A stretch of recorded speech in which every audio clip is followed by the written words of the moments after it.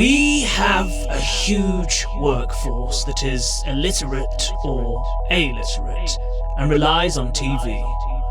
And we have a small, extremely literate power elite. The people who go into the metaverse, basically, who understand that information is power, and who control society because they have this semi-mystical ability to speak magic computer languages. That's an extract from Neil Stevenden's 1992 sci-fi novel Snow Crash. It was in that book that the word metaverse was first coined, depicting a time and place where people could escape the physical world by strapping on goggles and disappearing into another realm. Fast forward almost 30 years, and in 2021, Mark Zuckerberg announced that this metaverse is soon to be a reality. Imagine you put on your glasses or headset and you're instantly in your home space. It has parts of your physical home recreated virtually, it has things that are only possible virtually, and it has an incredibly inspiring view of whatever you find most beautiful. Media companies like Vice rushed to create online workspaces. Fashion brands like Nike and Skechers invested in virtual stores in the metaverse. And even the American fast food chain Wendy's created their very own Wendyverse, although no hardware yet exists to translate the taste of their burgers. Meta, the company, has predicted that by the end of the decade, 1 billion people across the globe will be plugged into the metaverse. Now, a couple of years on, it seems as though the hype has been short-lived, or at least the road a little bumpy. The idea that the metaverse would replace mobile internet has so far been widely acknowledged as a failure. Virtual worlds seem to be deserted, massive investments from tech companies are gathering no returns, and entire departments devoted to working on the technology have been laid off. Still, when it comes to virtual reality, some other sectors beyond entertainment, retail, and media are making the most out of the tech, namely manufacturing, construction, and urban planning. On this episode of Common Ground, we're exploring how cities across the globe are combining the vision of the metaverse with smart cities and the Internet of Things to create immersive digital twins that might revolutionize the way we think about urban planning. Stay with us.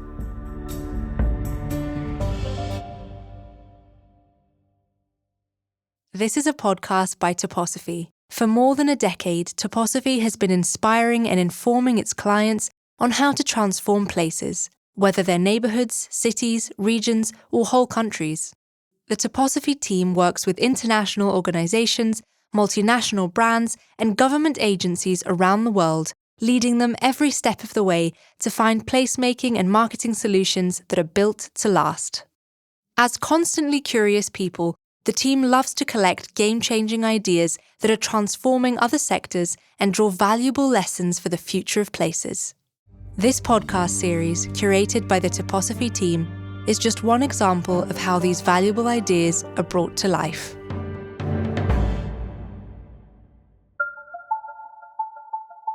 Okay, so we'll be straight with you. We're not mathematicians, nor are we computer programmers.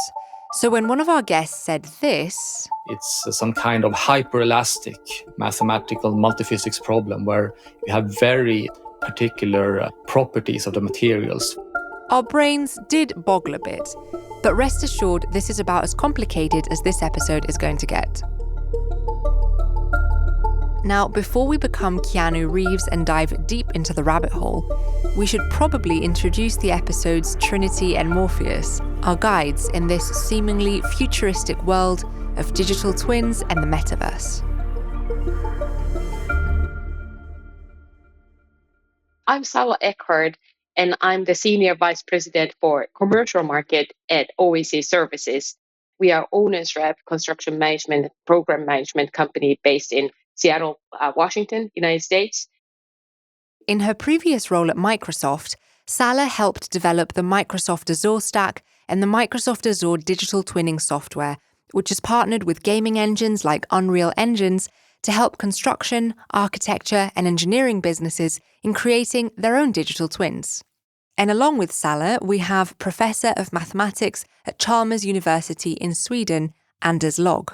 My name is Anders Logg, and I'm a director of DTCC, the Digital Twin Cities Center, which is a research center at Chalmers, together with many collaborators, focusing on the development and exploration of digital twins for cities. Okay, so you've heard the term digital twins a few times now, so you're probably wondering, what exactly are they? So the question about what is a digital twin is something that people have been not arguing about, but exploring for about 20 years. And if you ask different people, you get different answers. In essence, it's a model, a digital model of a physical system. And this needs to be something that fulfills certain requirements. It needs to be something that mirrors the physical system in real time. And it also needs to be something that can be used for making different kinds of analysis, predictions, and also controlling the physical system in some sense. So, take a building, one with walls and windows, a building like the one you might be sitting in right now, and imagine we can recreate it digitally. Not just the walls and windows, like a classic architectural render, but also the specifics about the materials used, the electrical system, even the details of the pipes running through the walls. And that way you can track what the technical performance of that building or infrastructure is. And as digital twin platforms evolve, then you can start adding in financial performance and social performance, etc. So it's literally giving you a perspective of where you're spending money and how things are operating, so you can make proactive and predictive decisions in retrofits and replacements, maintenance, all the things that are operational costs. So far, so good. But what happens when you take these digital twins and go one step further, or rather step into them yourself? So if the classic digital twins are something that you're observing, like if you're watching a movie, you will see the movie on a big screen in a movie theater. But in a metaverse, you're in the movie. So in lane terms, the attempt is to create the metaverse experience before we invest and create anything physical. And that way we can already tackle excess waste and start engineering the technical performance of things and balance the financial structure as well.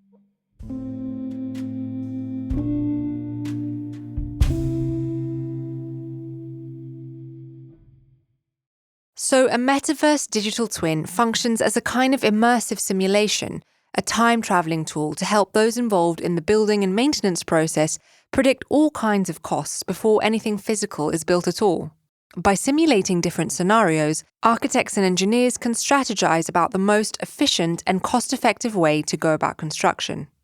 And of course, if the building exists physically, monitors and sensors can then be used to feed data through the digital twin, helping keep track of the building's operations in real time. In fact, studies have shown that in the energy industry, digital twins can help bring down reactive maintenance by 40%. The bottom line is that this technology has the ability to save a lot of money and also a lot of time. So overall, thinking about the benefits of virtual reality and mixed reality, augmented reality, it will cut the decision-making time into a fraction of what the analog processes require from people.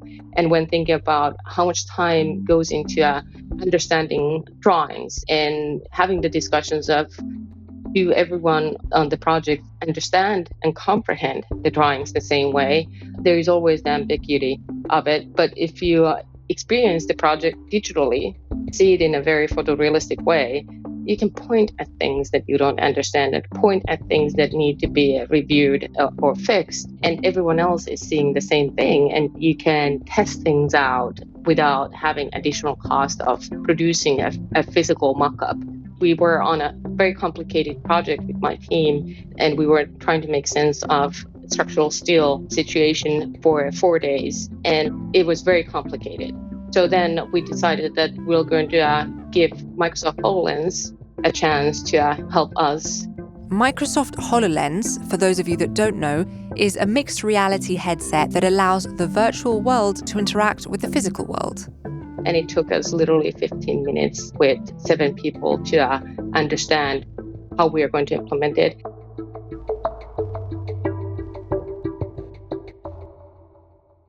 So the tech saves money, time, and makes the collaboration process in constructing a building much, much smoother.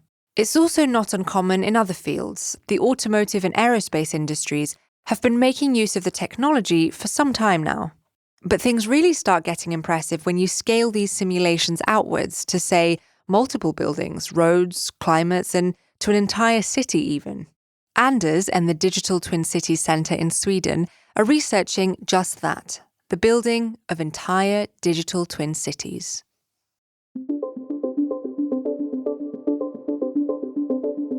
I mean, when you build a digital twin, you typically build different layers. You have different aspects that you study. And some of them are, of course, related to traffic. Some of them are related to air pollution, noise pollution. In one of our projects, we studied the effect of different car types, different remodeling that was planned for the city and in a region, a new building block coming up and relating that to the levels of noise pollution, making a very visual illustration of this in terms of a video where you could really enter the city and explore and experience these noise levels as a result of this new building block coming up. We also do simulations on wind speed connected to urban comfort, connected also to air pollution throughout the city. Other things are, of course, related to the flow of people throughout the city. A number of cities around the world already have their digital twins up and running, from Wellington, New Zealand, to Seoul, South Korea, and of course, Gothenburg. So one very good example is the city of Gothenburg. They made a model of what would the city of Gothenburg look like if there was a major flooding. They talk about this sort of 100-year rain. So every 100 years or so, there comes this massive rain.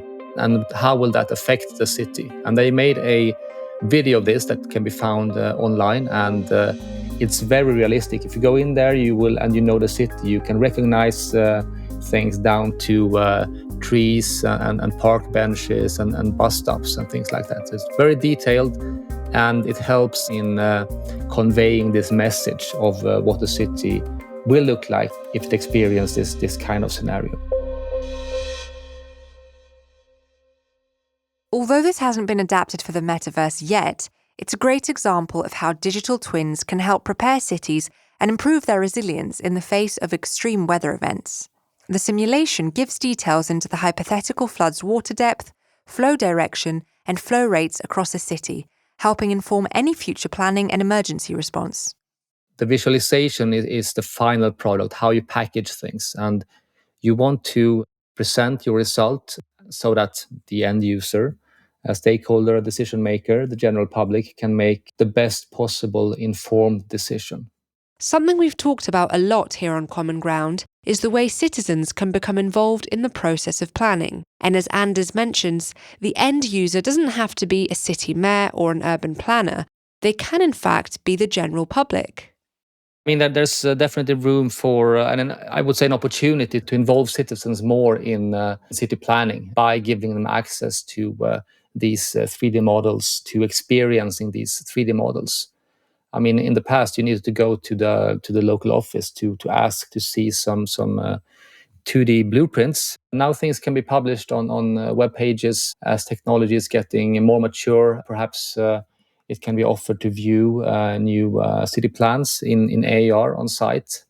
I mean, the technology is actually already there. You have very good AR support in the recent smartphones. So that is something that could happen already now. At this point, it's only sort of a pilot project, and it's available to people that come to our events, to our conference and so on to experience this. But in the future, I think it's the only limitation here is the availability of hardware. Salla is also positive that the metaverse has the ability to become an equalizer between the general public and city officials, opening the virtual doors for those who will eventually live the reality to help steer the planning process.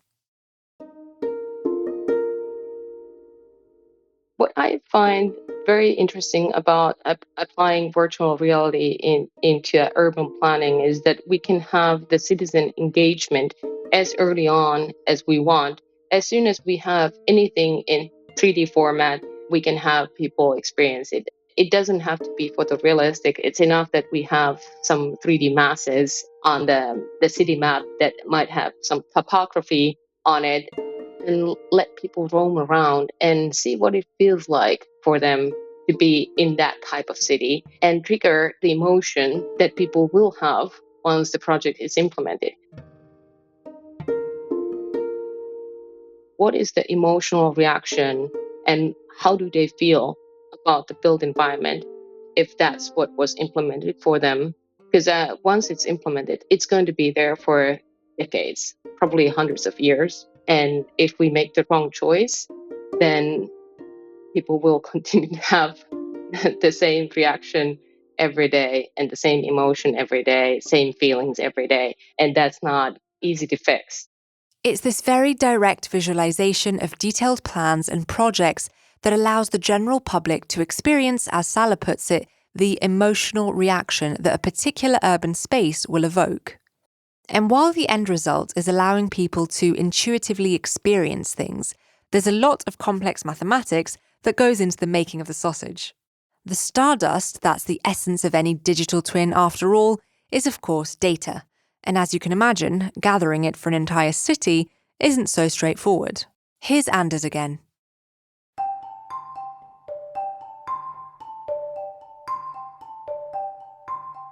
When it comes to data sets, data collection, data generation, hosting, curation, all of this, I mean, it's many different steps involved, but we can take one simple example or a basic example or central example, I would say, is point clouds. So this is one of the raw data sources that we make a lot of use of.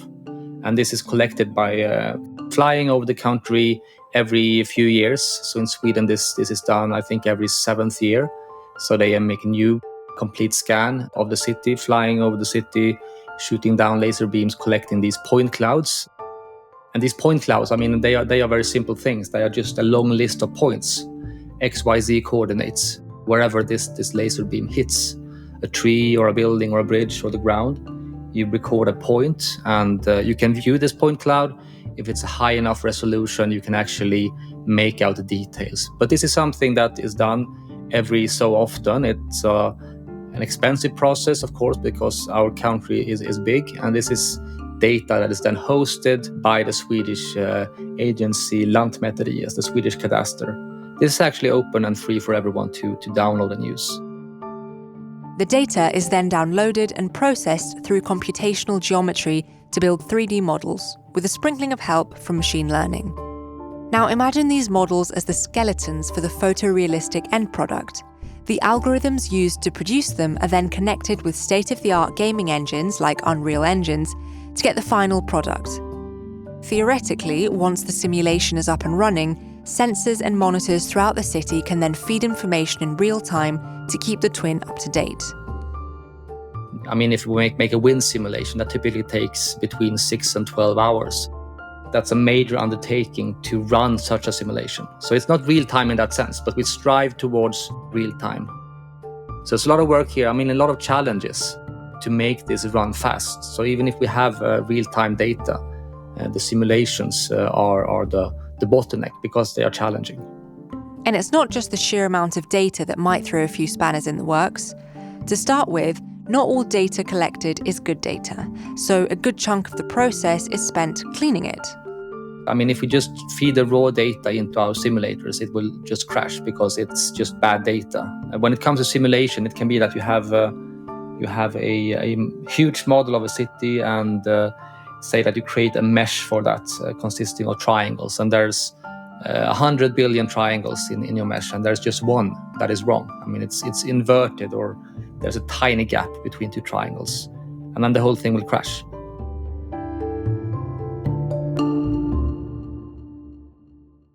And if it seems like there might be issues with data when zapping down lasers from the sky, imagine trying to gather it from underground. So we do a lot of simulations of what happens underground. We have one of our research groups working on this problem. And it's a very important problem, especially in Gothenburg, because a large part of the city is actually built on clay. And close to the city, there was actually 2 weeks ago a big landslide. So the freeway, 100 meters of the freeway was just destroyed overnight due to heavy raining, due to probably some construction work going on nearby. So we have this clay, and there are things you can do to it, things that you can't do to it. So this is a major challenge for our cities, the city of Gothenburg, whenever we want to do some kind of infrastructure work. And speaking of infrastructure, there's a lot of infrastructure below ground that you don't see, that you don't think about. And Gothenburg isn't the only city experimenting with these kinds of simulations. Singapore has gone underground, and Wellington in New Zealand has too. A little closer to home in the UK, it's estimated that £2.4 billion are lost every year due to simple mistakes like drilling a hole in the wrong place, causing damage to all kinds of infrastructure below ground. It's why the country has recently unveiled a plan to digitally map their entire underground infrastructure network. And this is something that is very important. It's something that is very sensitive information. So for what goes on below ground, there are fewer openly available data sets, because some of these things like water pipes and other things need to be protected. As Anders mentions, gathering the data itself can also be a challenge. Different actors curate different data sets, from universities to agencies to utility companies, and this data isn't always readily available, though some countries are leading the way to make it more accessible. I would say a very good example in one respect is the Netherlands. They have a very good open and public data set. So they really have open data. They work together with the universities where the data sets are open, they are free, but we are a few years behind when it comes to setting up those collaborations. Having open data to all is something that, in principle, would of course be beneficial to digital twinning, and a goal that Anders himself and others in the sector are striving to achieve. However, it also poses some risks. You can say it's somehow related to cybersecurity, and one concern is that if you have many data sets that are in principle open, and each by its own, it's something that is considered harmless. What happens when you combine these data sets? Will that result in something that is actually not harmless? For Salla, issues surrounding data privacy and cybersecurity have to be considered carefully in what she calls a data master plan. We need to consider the cybersecurity and data security very carefully. And that's why creating the data master plan and digital master plan, and thinking about who should be the author of the different data components, who should be the consumer of the digital twin or the metaverse, who is the owner of the data or owner of the platform. There are a lot of different questions that need to be answered. Alongside her work with Microsoft and OEC, Salla also chaired the industry group for the Digital Twin Consortium, the international authority on digital twins. During her time there, she helped set regulations and standards that define this cutting-edge technology. The industry has really taken a smart step forward with is by creating international and global standards for digital twins, and really creating a foundation for what are the core components of a digital twin, what are the core data structures of a digital twin, and creating the foundational standards so that we have, so to speak, laws and regulations for what needs to be in order to create a digital twin. And once we have the standards and we have the law, then we have the foundation that enables different organizations to create playbooks and guidelines that are more flexible, and that gives more room for innovation. And with the right guidelines and political mindset, innovations seem to be limitless, to the point where you might even imagine the entire world being replicated.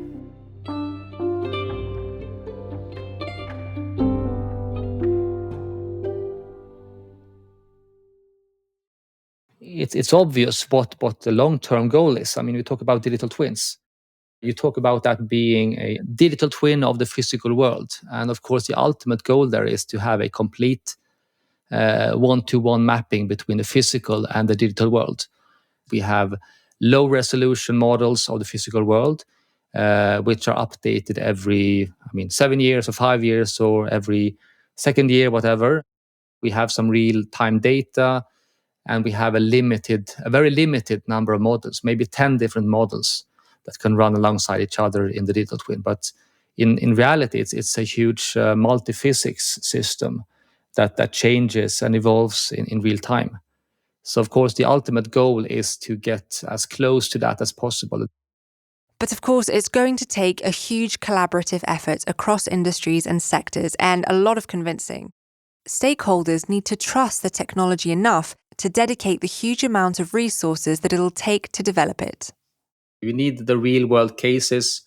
More often the municipalities are the stakeholders. You need the industry to relate to the tools and methods that they use when they normally are contracted for building cities in various ways. Planning cities, we have architects, we have engineers, we have also construction companies working together in the center. So all these disciplines, all these actors are really necessary to do this in a good way. Because if you're missing one of these legs, you would be doing something, you might miss out on something important.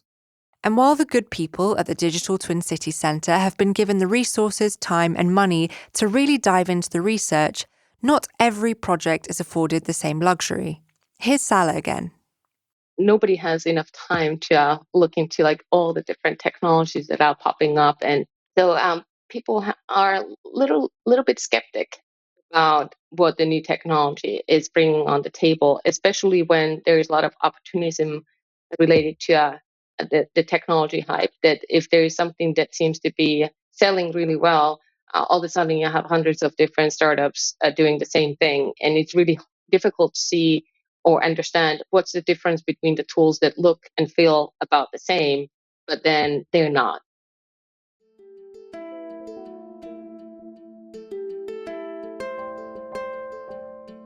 Of course, decisions must be made fast, and costs have to be weighed up against the benefits. But given the leaps and bounds gaming engines have made in the past 2 decades, the ability for cities to monitor all kinds of data, and of course the ever-improving hardware that allows us to step into these worlds, there's every reason to be cautiously optimistic about what the metaverse can do, not for our social lives or entertainment, but for the brick-and-mortar cities we live in. Nothing against working with pen and paper per se, but when thinking about how complicated and complex and big future projects are becoming, and when thinking about the generational transformation that we are going through as we are going through a digital transformation, the younger generations of professionals, they are already diginative people, so they expect to have digital tools in order to perform their jobs. So it is also about creating the readiness and success for the future professionals that are entering our industry and enabling them to do great things. Yeah, I agree that building digital twins is the way to go. I mean, you what is the alternative? I mean, you can't go back to drawing on paper, having sort of all the data stored on paper. You need to digitalize all the data that you have. And the way to do that is to build a digital twin. Thanks for listening to this episode of Common Ground. Before we leave, here's what we can take forward from what we've just heard. The metaverse has the potential to revolutionize urban planning and construction, especially when taken hand in hand with smart cities and the sophisticated models of digital twins. The Internet of Things allows for real-time monitoring for proactive maintenance and resource management.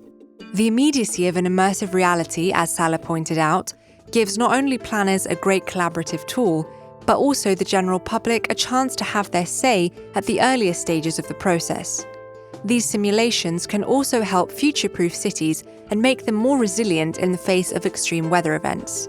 One of the key issues that cities should be wary of when considering creating their own digital twin is how data is gathered, hosted, and implemented, which is why it's always a good idea to create a data master plan. Of course, creating open datasets does work, as is the case with the Netherlands, but cybersecurity risks should be taken into account.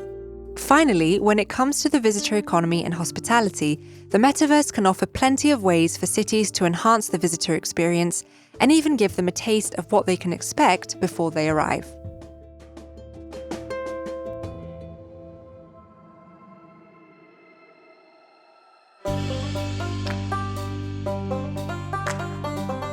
This podcast was developed, researched and produced by the experts at Toposophy and the Greek Podcast Project, with production assistance from Gaia Lutz.